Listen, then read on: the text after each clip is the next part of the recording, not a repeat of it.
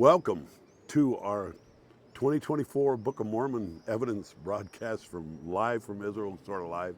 Anyway, we're going to have to move kind of fast because we are actually in a very tight time slot. It's a little breezy right here, and I've been running a little allergies and head cold, so forgive me for that. I'm going to talk first a little bit about the signs in the heavens.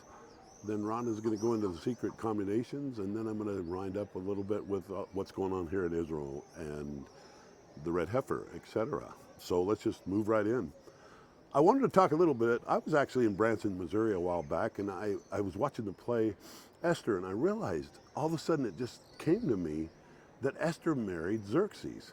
And when she married Xerxes, she had a son, Artaxerxes. Now, some people might debate that, and I'm not going to get into the logistics of all that, but it made total sense to me that Artaxerxes would be the son of Esther, and he would be a half Jew, because he is the one that gave the decree that started the initial numbers of Daniel running in 458 BC.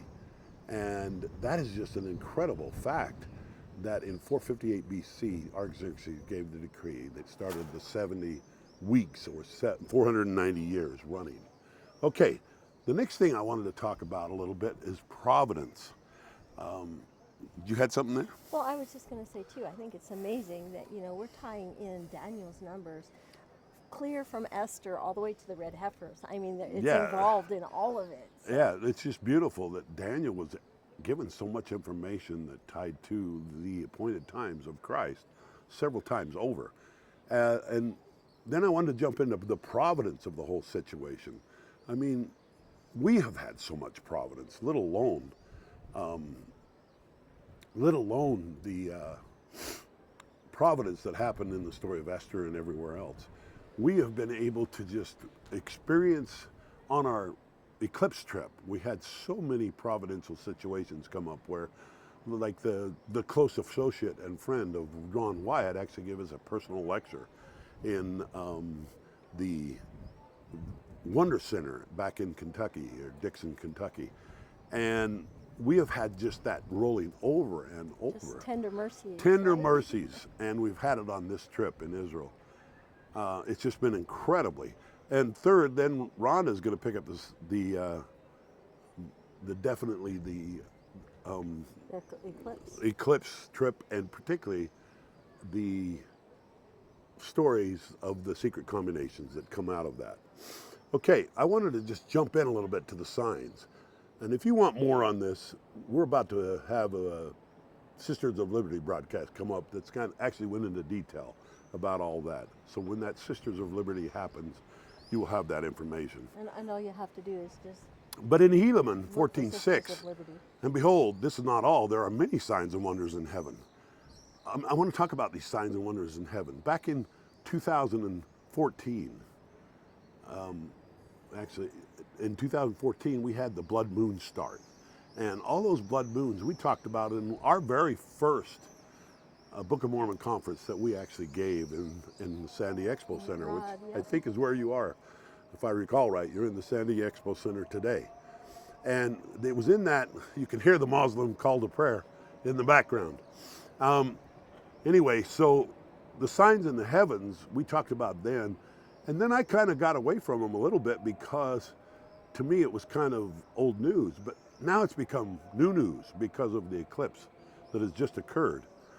And there's many signs in heaven that we have experienced, and yet everybody thinks it doesn't really mean anything. Because in the next verse, well, in 28, he says, "And the angel said unto me that there shall be greater things than these, into the intent that they might believe the signs and these wonders. And it should come to pass on all the face of the land, to the intent that they should not, no cause for unbelief amongst the children of men." Now, we know that's kind of crazy. People actually have many causes for unbelief. And so it's kind of funny with everything that's gone on. We have a tendency to think it's going to be fulfilled in the now, and it's not. It's fulfilled just like at the time of Christ. The sign of his birth was 33 years before the sign of his death. 33 and 4 days, actually, is my position.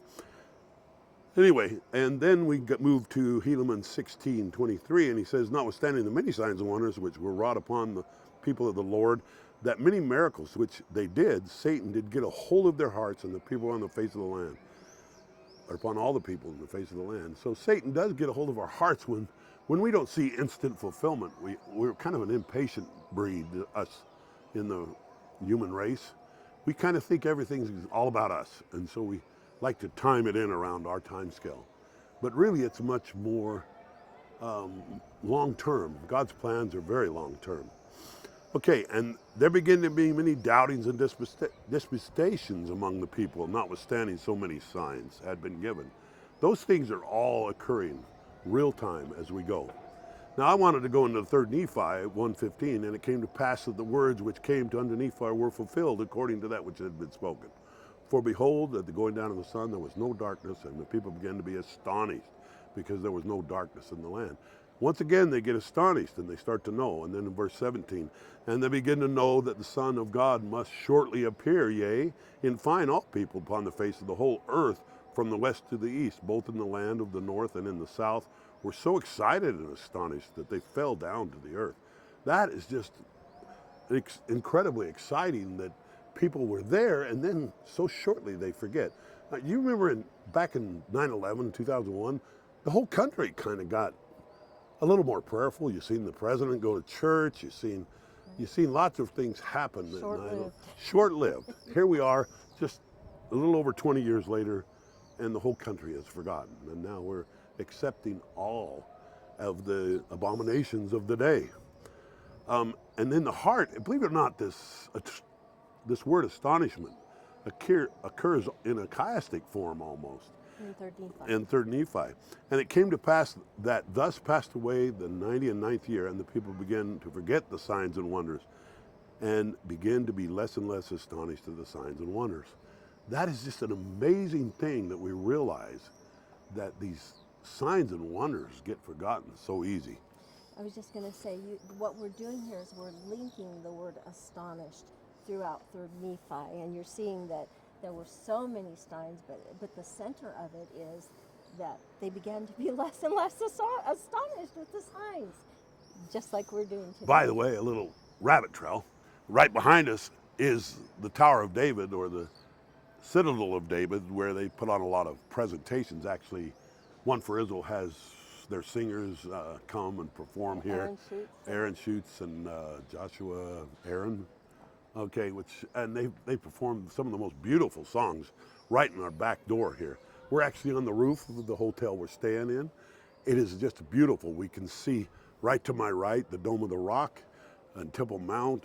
We can see the Citadel of David. We are at the Jaffa Gate with the city of Jerusalem behind us. And we miss you guys. And we do miss you. Sorry we stood you up, but duty calls, right? We're on a mission. We're on a mission, right?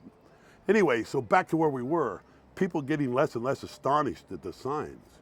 That is where I see we are today. I have literally talked about this some 11 years ago, when we first gave our first presentation at a Book of Mormon conference, and what was happening, and this lead up to the beginning of Daniel's numbers that we're now on the doorstep of. Sorry, I got a little cold, and this breeze up here is making me get worse. And now it came to pass that Lyconius received this epistle. He was exceedingly astonished because of the boldness of Gideoni, demanding the possession of their land, of the Nephites, and also threatening the people, and avenging the wrongs of those who had received no wrong, save it where they had wronged themselves by descending away into the wicked and abominable robbers. And many were astonished at thee. Well, I'm gonna actually save that for Rhonda. I'm gonna hand off right here, and I'm gonna let Rhonda take it from here for a minute. Well, because you're talking about the secret combinations. Yeah, I'm leading right into what you were going to talk about. So much to do with the eclipse and what's going on in 3 Nephi. Right here, he's linking the words astonished, and what we saw right here is one of those passages in 3 Nephi 3:11 was talking about Gideoni and Lyconius being exceedingly astonished at the demands of the secret combinations of their day. And then The last use of astonished in 3 Nephi 20 is that there's a servant that appears on the scene, and he is going to be marred, and the people are astonished at that his visage was marred more than any man. So here in the latter part of 3 Nephi, that astonished linking word is linking to both the secret combination and those that stand for truth and righteousness against the secret combinations. And that is all about a literary structure that Mormon is doing in Helaman chapter 6 to 3 Nephi chapter 6. So we were right there on the eclipse trip in the center of the land where it crossed at Makonda. And here we learn, if you follow Wayne May and his presentations, that this was in the southern tip of Illinois. This is where the King Laconius and Gidgiddoni actually built their forts and gathered fortresses, right? Yeah, plural. And gathered the people to the center of the land. There's 15 of those forts across the blocking off the southern tip of Illinois. There's the Mississippi River and the Ohio River that were your barriers on the two sides, and then they built forts about a mile across. Line of sight, all the way across the top. There's been 41 sites located, and again, Wayne May has discussed all of this being the center of the land, the center of the Hopewell culture, and this is where the Book of Mormon says in 3 Nephi, chapters 1 through about chapter 6, that they gathered the people to stand against the Gadianton robbers in their day. And lo and behold, this is exactly where the eclipse crossed its path over Makonda. Kind of over New Madrid, too, right. That whole area. Yes, in the southern tip of Illinois. Now, we know from Ether, chapter 2, I want to focus on verses 9 and 10, that when we don't serve the God of our land, when we are ripened in iniquity, and then in chapter 10, this is progressive, they reach a point where there is a fullness of iniquity in the land. That is when we get the broom. That is when the people are swept off the face of the land. And so this wickedness, this secret combinations that Ether chapter 8 warns us about, is part of a literary structure that Mormon is putting together between Helaman chapter 6 and 3 Nephi chapter 6. In Helaman chapter 6, they did obtain the secret combinations, obtained sole management of the government. And through their secret murders and combinations, I'm reading in chapter 6, verses 38 and 39, they did trample under their feet and smite and rend and turn their backs upon the poor and the meek. And we see that they were in an awful state, ripening for an everlasting destruction. Just like Ether said, they ripen, then there's a fullness of iniquity. So we actually went to the stone fort right there at Makonda, and it was incredible. It was really fun for the group. In our tour we took back there, it was really fun. Kind of our last, well, I guess it really wasn't our last Hopewell study. We had one more to come. It's so incredible to read your Book of Mormon and to read in Alma 50 how they built those forts, and then to lower your book, look over the top, and there they are, what's left of them, testifying of the things that are in the Book of Mormon. Now, in Helaman chapter 6, we see that there is going to be, in the first part of the chapter, they're going to speak about a period of peace in the land. And we're going to notice in 3 Nephi chapter 6, we've got the same structure. At the beginning of the chapter, there is peace in the land for a period of 5 years. And it talks about, in both chapters, the land north and the land south.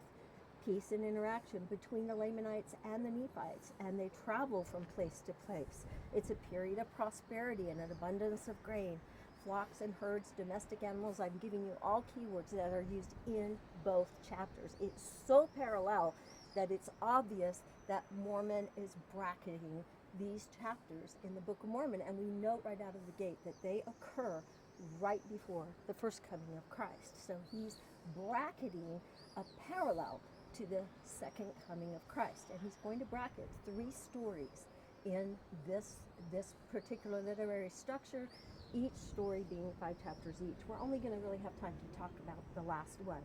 There is wealth and gold, but here's the kicker. Both chapters end with the murder of the chief judge of the Nephites, which is a little scary in a prophetic type and shadow kind of sense. Now, at Right. the end, yes, at the end of Helaman chapter 6, he goes into a chiastic structure. And there are a pattern of 6 events that happen. First, there's wickedness and disputes, then riches and pride, secret combinations. The righteousness flips. It goes from the Nephites to the Lamanites, and the Nephites become wicked. We have the spread of these secret combinations, and then the oaths and the covenants that they are making. And the reason I went through those 6 steps is because we're going to see them repeated in 3rd Nephi chapter 6 at the end. So again, this is a parallelism in the Book of Mormon that is crossing right over on the story of Laconius and Gigadoni, where the eclipses cross. Okay? So in chapter 6, verses 22 through 24, we see that the robbers are entering into secret oaths and signs and covenants. Then in verses 26 through 30, we see that the Nephites are also entering into the secret oaths and covenants. So Like- this wickedness is spreading. Like, does that feel like present day news? Yes. And again, I want to give credit to Dr. Abraham Gileadi, as always. I took these parallels in his book, Keys to the Book of Mormon, and then I developed them further myself. So here in 3rd Nephi chapter 2, we see that the Lamanites and the Nephites that are righteous are uniting together in verse 12. And then in verse 14, we see that those people that were converted, and we see it again, that they united with the Lamanites, and the curse was taken from them. They were being blessed because of their stand against the secret combinations. Now, when we get to chapter 3, and we're speeding through the story of Laconius and Gigadoni, it's 5 chapters long, but it is the deliverance. It is the deliverance of the righteous that Mormon is focusing in on. And it is the destruction of the secret combinations, which is everything to do, again, with this sign of the eclipse here. Laconius is going to be exceedingly astonished because the Gadianton robbers are actually going to demand the possession of their lands. And they are going to be threatening them. Of course, Laconius is not going to be afraid of the rantings of a Gadianton robber, and they are going to cry for the Lord to begin to gather together. In 3rd Nephi 14, we see that the robbers sally forth from the hills and begin to take possession of the lands that were left desolate by the Nephites as they left and gathered together for their own protection. In chapter 4, verses 15 through 18, it says that they went to places of security. And it was there in the center of the land that the Gadianton robbers are going to lay siege on them and try and cut them off from supplies and try and starve them out. But of course, It's a reverse siege yeah, almost. it becomes a reverse siege because they had much provision laid up in store. And we see that eventually the Lamanites are going to be the ones that are starving, and the Gadianton robbers. I shouldn't say the Lamanites because many of the Lamanites have joined with the Nephites at that time. It's actually the secret combinations and the Gadianton robbers that are going to be the ones that run out of food. And when they become weak, the Lord is going to say, go ahead and take them out, they who tried to murder and steal from all of you. And so again, it's a flipping situation. We have the Nephites becoming wicked. We have the Lamanites becoming righteous and joining with the remnant of the righteous Nephites, and they are protected in the land. And anytime you see this kind of protection, it is a Davidic covenant. It is when the leaders are faithful to the Lord and the people stay loyal to those leaders. That is when the Lord himself will protect those people. Now, as we get to the end of chapter 4, notice the words. They break forth into singing, and they become one. And they cry out, Hosanna to the Most High God. In chapter 5, we see them move into a national covenant, because we notice in verse 1 that it says, "And now behold, there was not a living soul among all the people of the Nephites who did doubt in the least the words of the holy prophets." And I just love this. You can just like underline these words in verses 1 through 3 in 3 Nephi chapter 5. "For they knew that it must needs be that the prophecies would be fulfilled, and they knew that it must be expedient that Christ would come because of the many signs." The many signs, yeah. Yes. "And they did forsake all of their sins and did serve God with all diligence day and night." By the way, the eclipse was incredible in the midst of the land. was. It was absolutely incredible. It was so fun. We had almost 4 minutes, about 4 minutes of eclipse. It was unbelievably awesome with our group. So anyway. "And they did covenant that they would murder no more, and were set at liberty. And then those that were wicked were the prisoners that they had taken in. They gave them the opportunity to join them in the covenant, to keep the laws of the land. And if they would not make that covenant, they were punished according to the law." And we have a Captain Moroni situation. If you're going to live in Zion, you will keep the laws and respect your brother. Now in 3 Nephi 6, we see again these parallels that are going on with Helaman chapter 6. We said that there was a process that was going on at the end of Helaman chapter 6, where there was wickedness and disputes, then riches and pride, and secret combinations. The righteous Lamanites, the reversal, the Nephites are becoming wicked.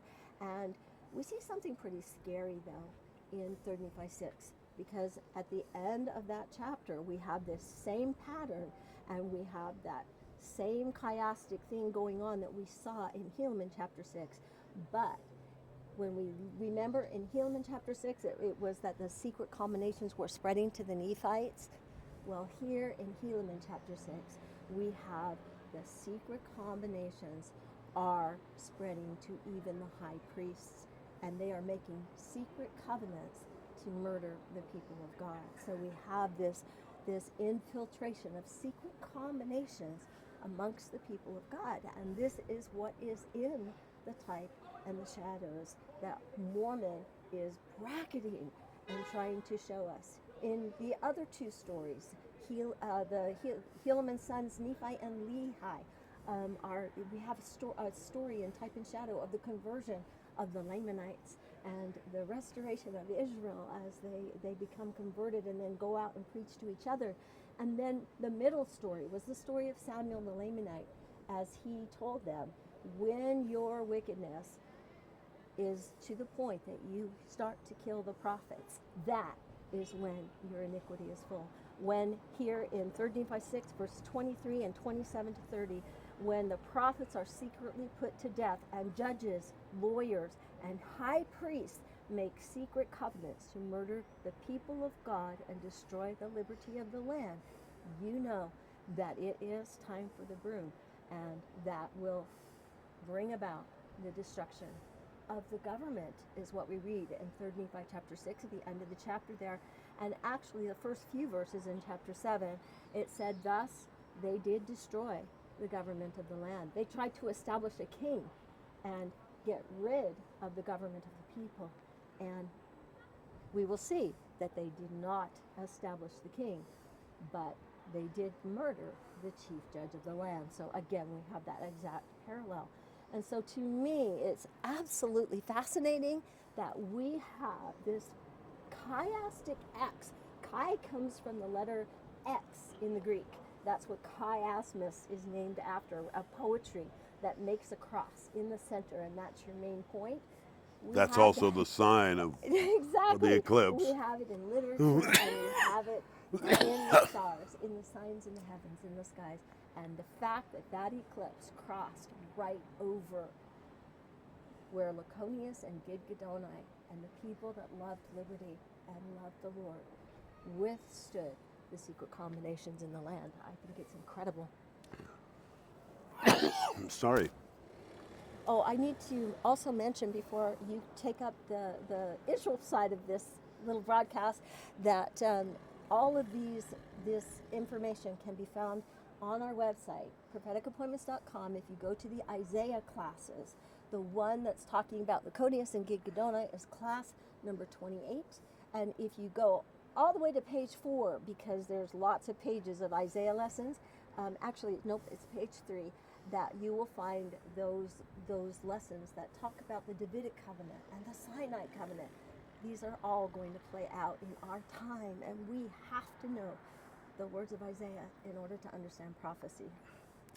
Okay, you know, and along that same line, we are starting to post a lot more video up to our YouTube prophetic appointments.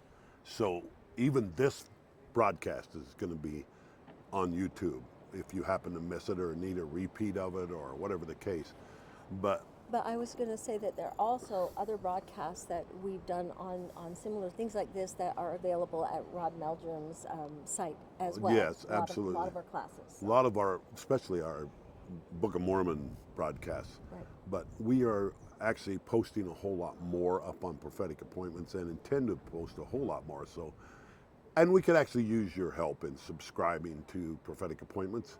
We're trying to build that up so that we are putting much of our material there also. So just know that we would like you to go there, and you'll also be able to see this broadcast if you missed anything. So we are just grateful for everything that's happened. I mean, like I said, I'm going to go back to the signs a little bit for just a moment. In the signs in the heavens, we've seen 4 eclipses of the moon, and those blood moons were on holy days. They were all on appointed times, and that was just incredible. And then we had the amazing actually conjunction of Venus and Jupiter again in 2017.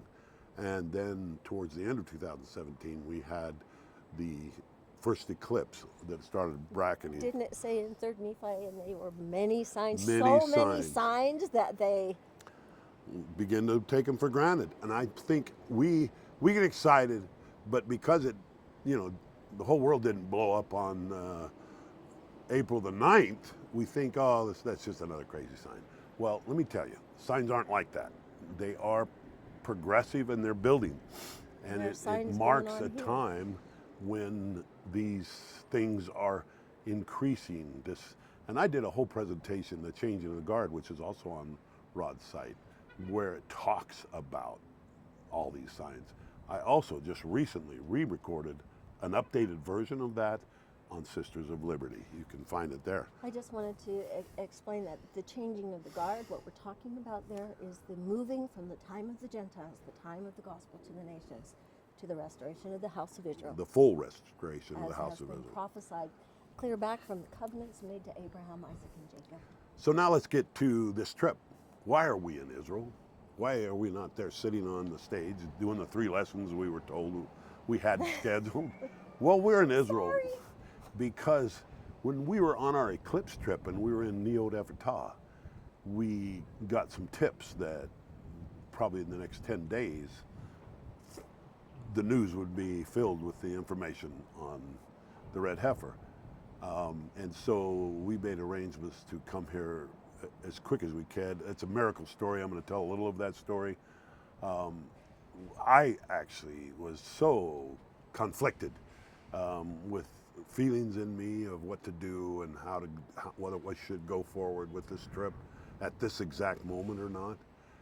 And I couldn't sort my own feelings from the Spirit at that moment because I was just all conflicted inside. And so I gathered the family together in prayer, and we prayed that if we were supposed to come, excuse me. If we were supposed to come, that he would just make it so obvious, and he did. All of a sudden, the tickets that we bought were $800 cheaper than the day before. Everything fit together. We got this incredible location right at the Jaffa Gate, which I can look right over there and see Temple Mount, the Mount of Olives, everything. If I got time on the end, I'll put a little tag on the end of this video and show you the view of the Mount of Olives and everything that's there. and Temple Mount that we have right from our hotel. So we're able to just keep an eye on everything right from the rooftop of our hotel. It's kind of fun. But anyway, moving along, this whole conflict, everybody's been just all over the internet about the red cows. And you all know the Hamas leader who said the bringing of the red cows is what caused October 7th attack, which was also on a holy day. It was the seventh day of unleavened bread. It's just incredible that God does these things.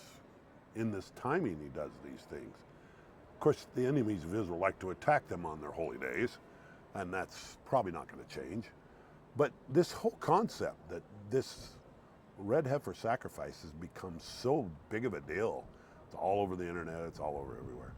Well, I just want to clear up a little that even though they have, you've got some, you want me to come closer? I'm cold. She's cold. We're on the roof and the wind's blowing. Even though the red heifers whole thing is going on, he blew my whole concentration. Anyway, even though the whole red heifers things is going on, God's got this in hand. And now we are coming to know that it's probably not going to happen before Passover like they planned. They were pretty serious about it. But because of the Iranian attack, Well, the security threat. and the security For threats, the heifers. and for the heifers and everything, they have postponed again. And so our trip, we may not get to witness this trip, the red heifers, which is kind of a disappointment to us. And yet we still may. I'm sure they're going to pull it off without notice because they've gone completely silent because it's just too much of a security problem. So even though this is all taking place, it's still been incredible because, well, I'm going to spill a little bit of the beans, and that is, we have found the place. We know without a doubt where it's going to happen, and we observe it at 2 or 3 times a day to see if there's any activity. But it's just really fun to see these things in live action. We are living in such a prophetic time. So this whole ordinance of the red cow, we call it the red heifer, is such a fascinating thing. And this offering of the red heifer, the prophet Joseph Smith actually talks about it. The offering of the sacrifice are not all consumed upon an altar, but the blood is sprinkled, and the fat and a certain portion thereof are consumed. These sacrifices, as well as every ordinance, belong to the priesthood, will, when the temple of the Lord shall be built, and the sons of Levi be purified, be fully restored and attended to in all of their powers. That's Teaching the Prophet Joseph Smith, page 173. So these things we have thought are completely done away, but yet they are going to be completely restored according to the prophet Joseph Smith in Teaching the Prophet on page 173, just so you can verify what we're saying. Did you have something you want to throw in there? I just want to finish it. It says that the law of Moses and all its rites and ceremonies is not what will be restored. It says this has never been spoken of by the prophets. But those things that existed prior to Moses, namely sacrifice, will be continued. And we remember that Abraham, sacrificed. Abraham, Noah sacrificed. all of them did sacrifice before. And truthfully, it's a whole lot more humane than our butcher shops. I mean, the way they conducted themselves, and they honored the animals, and when they took life for sustenance, for life, when they took life for life, And it was much more humane than what we do. And in our Western culture, we don't even understand what it meant to them. For us, it's all about mustard and ketchup, and Yeah, you know, we don't even think about and the animal's who cares life. how we slaughter our animals? Yeah, it's just incredibly insane that we have taken issue with sacrifice, but we're okay with our butcher shops. You know, it's nuts. That being said, this whole thing about Daniel's numbers and the whole layout of Daniel's numbers occurred. I mean, my understanding of Daniel's numbers actually began to be more complete in 2020 when I understood the relationship of the numbers between the high holy days. And we know that the searching the red heifer was going on, but they didn't even have the red heifers that are here in Israel now weren't even conceived yet. So you know that that us being here in 2024 and them talking about doing the beginning of these offerings, that We've been looking for it for a long we've time. been looking for it for a long time. So when it happened, now to be honest with you, I wasn't looking for the red heifer. I hadn't even thought about it yet. We didn't really contemplate that there would have to be a red heifer before the offerings could begin. Could commence. And just so you know, there's some of our previous broadcasts and a lot of broadcasts on the air are actually inaccurate in one thing, and that is that we've assumed that the altar, the big shiny white altar up there in the Shiloh area, is the altar they'll use. It's absolutely not true. They don't need that altar. They need to make an altar of unused stones. For the And daily offering. For the daily offering, and all they need to do for this offering is A stack of cedar wood. stack of wood to pile. do the red heifer offering. So a lot of the speculation we've all put out there that this altar needs to be there, that altar is only for rehearsal and those types of things. I don't even know if they'll use it for the temple ceremonies, but they are actually very clear that all they need is an altar stacked of stone, and they do not need the temple to start this. So everybody that thinks they're going to start this offering of the red heifer, It's going to mean building the third build temple. that's not true. I don't think we're going to see the third temple get built until 27. That's in Ezra 3. Yeah, it's in Ezra 3. From the first day of the 7th month began they to do burnt offerings on the Lord, but the foundations of the temple of the Lord had not yet been laid. So that's clearly, we anticipate the temple has to be there. It does not. I do believe that the temple will be part of the Antichrist treaty. That's what I think, the last 7 years. That's my perception of those things. Now, when you go to our work, and many of you are very familiar with it, and those of you who are not, you can always find everything available on propheticappointments.com, our charts on these things, and also on the book. And we had the fun of giving our book to a pastor out here today who was talking, and we had an opportunity to present Daniel's numbers to the director of his only son, and he's become a dear friend. The movie that just came out in Angel Studios, His Only Son, we have been dialoguing every morning at breakfast, and he actually spent 3 or 4 hours with us while we gave him an overview of Daniel's numbers. And really he's fun. working on the movie Jacob. Yeah, he's working on the movie Jacob.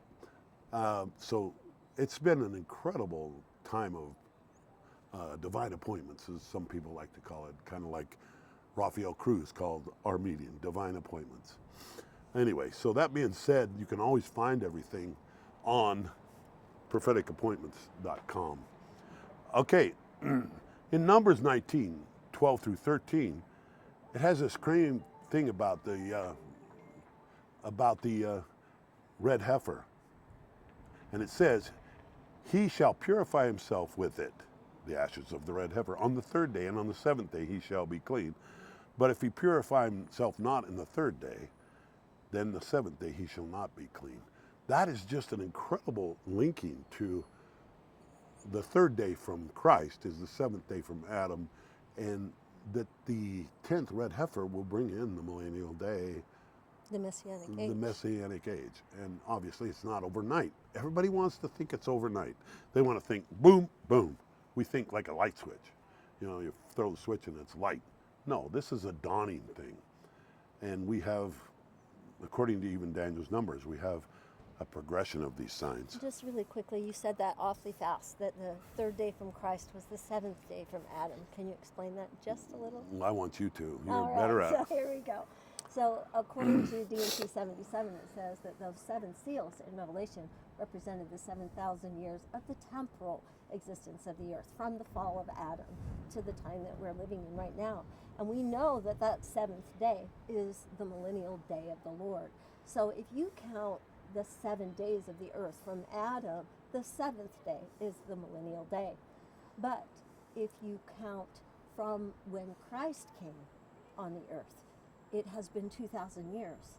So the 3rd day would represent the same millennial day from Christ that the 7th day was from Adam, that kingdom of the Lord, when he is reigning as King of Kings on the earth.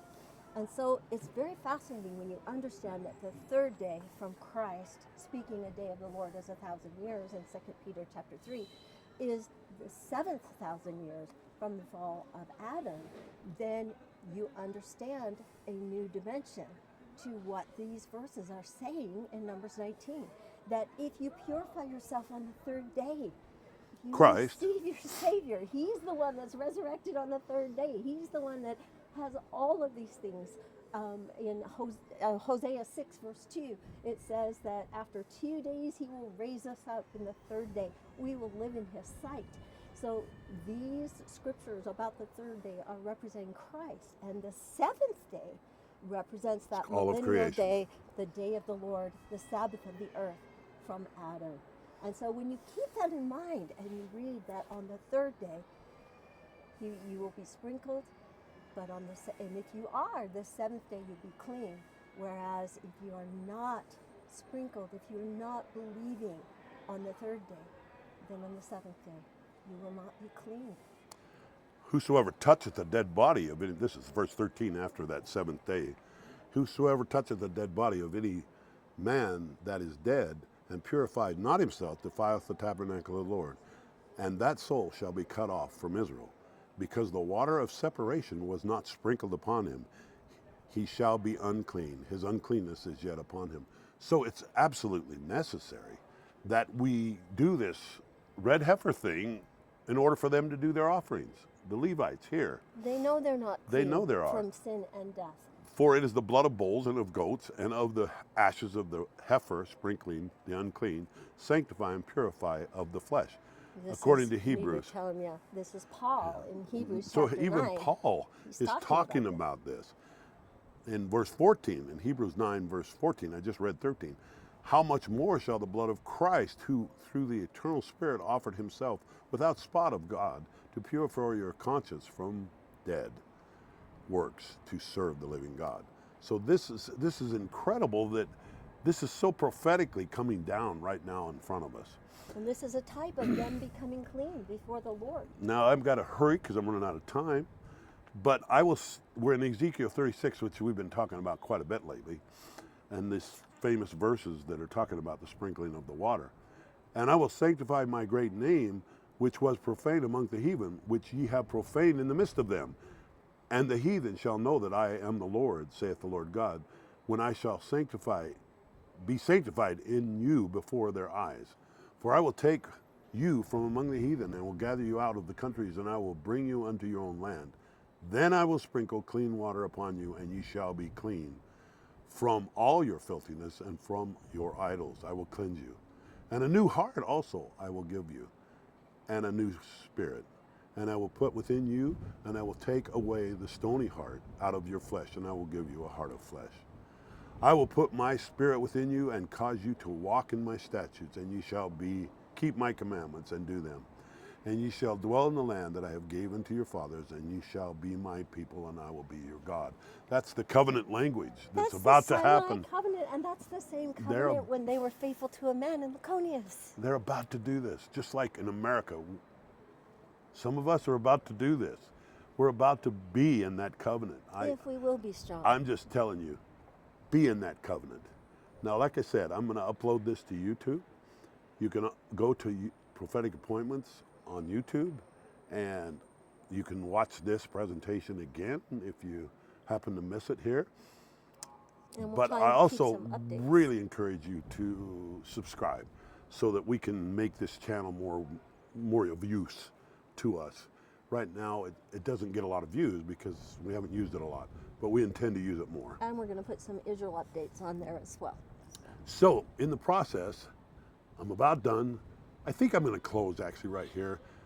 I was going to go into the East Gate a little bit and the Holy of Holies and how the temple, I believe, can be built without the Dome of the Rock moving.